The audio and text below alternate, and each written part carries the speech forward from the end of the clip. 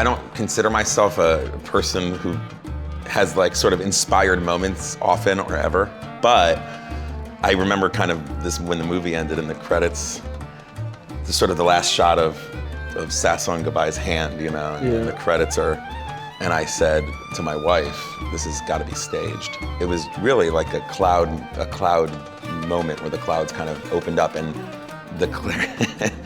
I don't mean for this to sound egotistical, because it never happened to me again, but I had this absolute clarity of what I thought it could or should feel like in a theater. I thought it was a bad idea. I mean... Yeah, you really did. Yeah. First, I think my agent called, said there's someone who wants to turn your film into musical. I said, okay, yeah, and forget about it. And then I think he left a message and I ignored. And then I think some relatives that lives in Israel of Orin were starting to call me. But every step you just pointed out, though, between every one of those steps was a year of me agonizing. No, I thought it's going to be so embarrassing, you know, to have the characters dressed as cats and singing. That was his plan at the beginning, to dress them as cats. It was an idea. That is inspiration. That was when I was really concerned with making something very commercial. What he just said is true. I mean, I called these agents in the US. I found out who at Sony who represented him, and they said, oh, we spoke to him, he's not interested. And then I like was trying to hunt for a personal email address. And then, yeah, I had a cousin through my wife's side. Israel's a very small country. Everybody sort of can get everyone's email. It's not that hard. And got his personal email.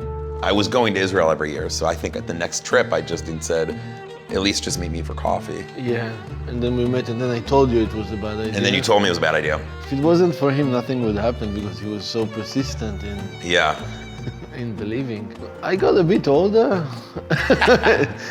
It was like years passing between when Orin approached me and then one day I just thought to myself, why do I say no? Because, you know, you have to let life live. I mean, I have to give up some control of things. There's someone here who really, really likes it and loves it. So why don't I just give him the opportunity to do something with it?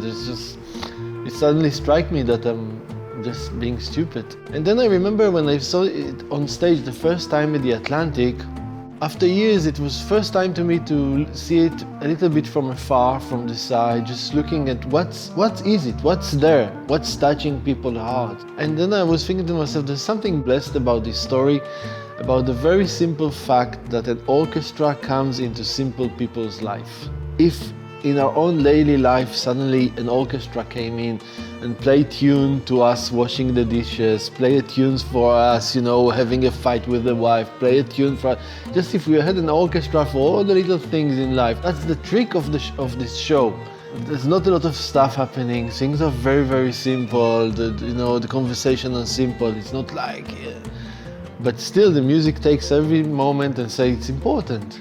This is also important, you know, that's the connection with the beginning where I say it wasn't that important, but what the show stands is against it. Is that that's the most important things. Those small things are the most important things. This is what your life consists of.